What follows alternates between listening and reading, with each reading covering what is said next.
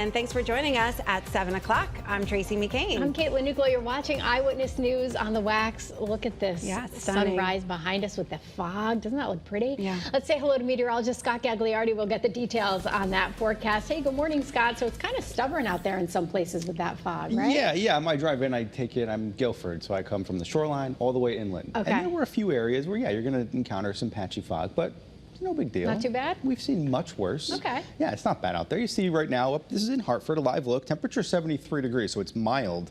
But the fog out there certainly being seen across our capital city along the shoreline. You see New Haven, where it's 75. Also some low-level clouds, but this is improvements from where things were over just the last hour or two. Notice the visibility. It's very spotty. So Waterbury, you're down to 3/4 of a mile, but Meriden is 7. It's really all over the place. But either way, over the next couple of hours, all of this evaporates, and we're looking at clear skies, at least partially later on today. There will be lots of clouds around, but still, we'll get to see that sunshine at least a little bit later on this morning and into the afternoon. First Alert Live radar scans the state dry. Some areas saw a lot of rain yesterday, 3 to 4 inches, if not more, in these darker green shadings, yellows and oranges. But look along parts of the shoreline and out east, hardly anything. So you still really need the rain. Across the region, we're not looking at much. There are a few clouds out there, and that's the way things will continue throughout the next few hours. Temperatures 70s. It's quite mild as well and humid. Notice the dew points in the 70s across most of the state. But over the next several hours, you're going to notice that sunshine slowly come out as temperatures climb up into the 80s. But we'll see those rays of sunshine later on this afternoon. As far as rays of sunshine, good morning, Marcy. Oh, thank you so much, Scott. Good morning, everybody. Thanks for being with us. We do want to give you the first alert about an accident that just kind of came down within the last 20 minutes or so. This is on 84 eastbound. We know that the left lane is blocked off for those first responders. 2 cars are involved. We're working on getting more information on how involved this is and how much people are being impacted, but this is your first alert for that. Other than that, things are running very smoothly across the state. We do have a little bit of visibility issues in some parts, as Scott Haney told us about a little bit earlier, but nothing too dramatic. Other than that, things are running smoothly across the state. That is your Connecticut Chevy First Alert Traffic Report, driven by your Connecticut Chevy dealers.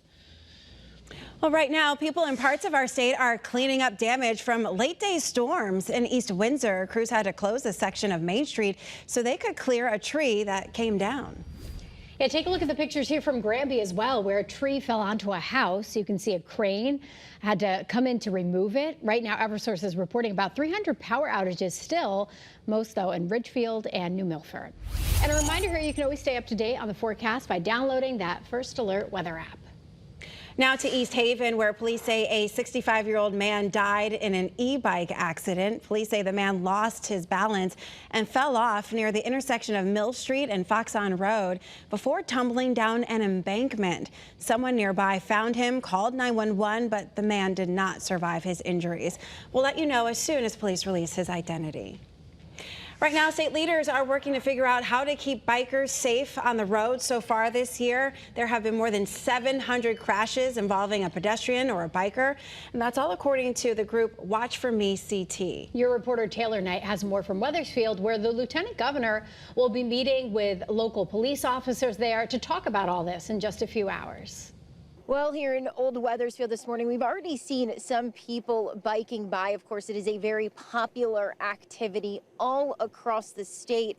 But this year, there's been a concerning number of bicyclist fatalities and injuries on Connecticut roads.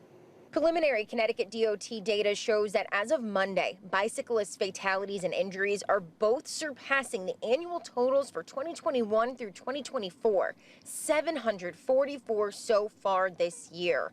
2025 started off deadly and dangerous for bikers. Just over the river in Glastonbury, a man died after being hit by a car on January 11th.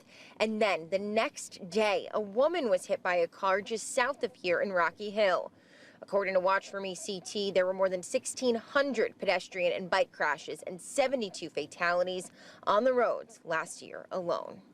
Well, we've got another biker headed our way right now, and here in Wethersfield, cars and bikes do have to share the road. State law says that drivers have to give these bikers at least 3 feet of space when they're passing by. Your reporter live in Wethersfield, Taylor Knight, Channel 3 Eyewitness News. This morning, a Planefield School nurse accused of failing to report child sex abuse has resigned. She was put on leave last month. Her husband is charged with having inappropriate contact with 2 girls, but denies those allegations. The district superintendent says the alleged crimes are not related to the school. And this morning, the victim of Tuesday's deadly fire in Cheshire has officially been identified. Zachary Naumides was found dead inside that home on Brookside Place. The house was destroyed. His father was taken to the hospital after he escaped using a ladder. Investigators still looking into what caused it this morning. Right now in Southington, the town's animal control needs your help finding the person who abandoned a dog at Memorial Park. We have a picture here of the dog. The organization tells us this dog, named Trooper Mo, was in poor condition and suffered from cancer. He had to be put down. Anyone who has information should call Animal Control or Southington Police. And this morning, Alex Jones' far-right platform InfoWars will go up for sale again to help pay the money that he owes to the victims of the Sandy Hook shooting victims. A judge there has ordered the platform's parent company to sell its assets to pay for the debt. Jones was found liable in 2022 for defamation after claiming that the 2012 massacre was a hoax. The families of the 26 victims were awarded more than $1 billion in damages, but none of it has been paid yet. This morning, Republican State Senator Ryan Fosio has officially launched his campaign for governor ahead of next year's election. He says he wants to focus on lowering the cost of living and supporting the middle class. Republicans Jen Tooker and Timothy Wilcox have also entered the race. New Britain Mayor Erin Stewart is considering a run and says she is close to her fundraising goal. State Representative Josh Elliott is running on the Democratic side. Here's a story you'll only see here on Channel 3. Parents are demanding answers after their young children were forced to leave a splash pad in South Windsor during yesterday's hot weather. The Enfield Child Development Center says it brought about 40 preschoolers there to Nevers Park for their end of the summer field trip. Parents say the trip was planned back in April, but about an hour after they got there, the town manager asked them to leave. All of our kids were crying. They were upset. They had to go home. That a town councilman was there with his grandkids and complained. The town manager says starting next week, he wants people who do not live in South Windsor to pay to use the splash pad. Well, Channel 3's your Back to School Authority, and students in Cheshire are exactly 1 week away from the first day of class. But right now, some families are still scrambling to figure out whether their kids will be allowed to ride the school bus this year. Yeah, your reporter Roger Susanin has more details on what's happening in Cheshire and some of the reasons why kids might be left off the bus. Yeah, ladies, this could be quite a dilemma for some local families. Here's the bottom line. The superintendent of schools here in Cheshire says the district does not have to provide bus service for students who live less than a mile away from their schools. But in the past, they've just about always been able to make it work. However, this year, because of rising enrollment, some students do not have a guaranteed spot on the bus. Back in June, the families who could be impacted received a letter explaining that their kids' ride could be in jeopardy. The superintendent says the transportation troubles are tied to a large increase in housing in Cheshire, which has led to a big bump in student enrollment.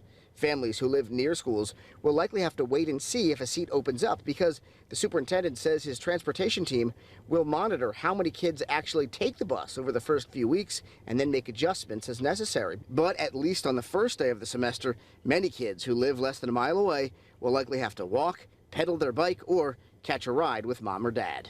Now, the good news for local families is this should be, at worst, a one-year issue because 2 new schools are scheduled to open up in Cheshire next year, although, of course, that doesn't help local families for the first day of school coming up for the fall semester.